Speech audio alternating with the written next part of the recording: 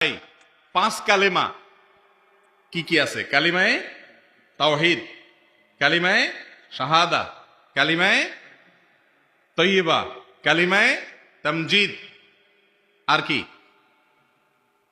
কালিমায়ে রদ্দে কুফর। এই পাঁচ কালিমা নামও তো ভালো করে মিলাতে পারি না, ওনার হেল্পে মিলাইছি। তাহলে বোঝা গেল যে এই পাঁচ কালিমা আলাদা আলাদা মুখস্থ করতে হবে এমন কোনো বিষয় জরুরি না। এই পাঁচ কালিমার বিশেষ করে কালিমায়ে তাওহীদ তামজিদ যা বলতেছে ঘুরে ফিরে একই জিনিস।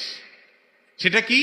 আল্লাহর একত্ববাদে বিশ্বাস করা, আল্লাহকে মাবুদ হিসাবে স্বীকৃতি দেওয়া, অন্তরে অন্তঃস্থল থেকে বিশ্বাস করা, এবং রাসূল করিম সাল্লাল্লাহু আলাইহি সাল্লামকে আল্লাহর নবী রাসূল হিসাবে স্বীকৃতি দেওয়া, তার আনুগত্য করা।